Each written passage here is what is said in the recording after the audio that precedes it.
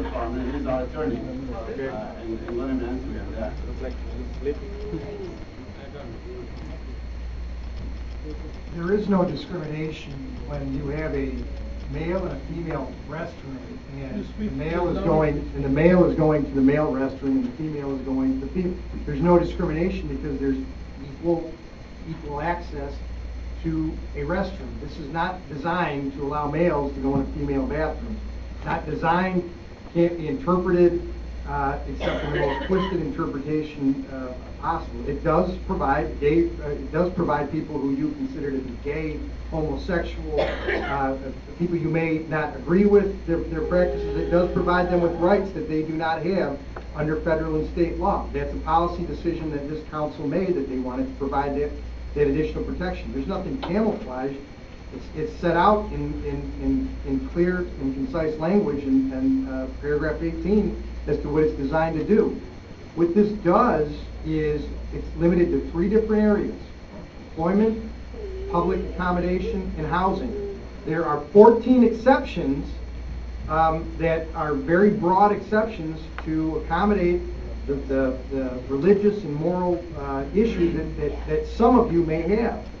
And finally, what this does that is different from the state and the federal law is it provides a conciliation process that is administered by the city for people who may not want to go out and hire a lawyer to file a claim under the federal and state civil rights acts. So Allen, you disagree with basically what was described, not true.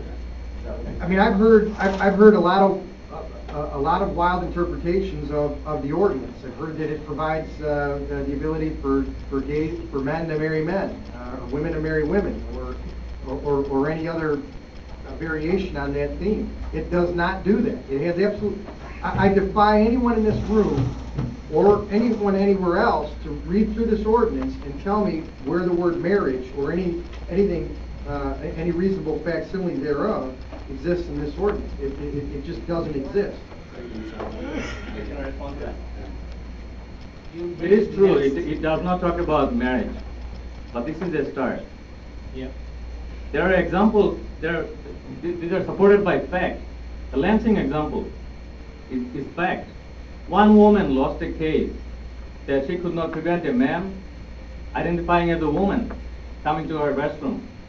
She lost the case, and the employer had to make a unisex restroom for that. I mean, this is costly. These things are costly. I mean, that's going to run businesses. A lot of the businesses that are failing. It's just the issues that, what I'm saying, we should not be dealing with issues that's going to be costly in the long run. And these are proven facts. Okay, it may not have happened yet. But Mr. Allen, in short, just to work the people here. You say, do we have similar laws? There are 17 other municipalities in the state of Michigan alone that have human rights ordinances. I am not aware of a single business that's been run out of business because there's human rights ordinance. In fact, the exact opposite, I think, is true. You know, making your city a welcoming city for all people, not just those who are straight, but those who are gay, those who practice things that, you know, not necessarily things that I would practice, but making your city an open and inviting place for that brings people in that patronize your businesses, that move here, that fix up their property, that do all the things that all of you want to do as well.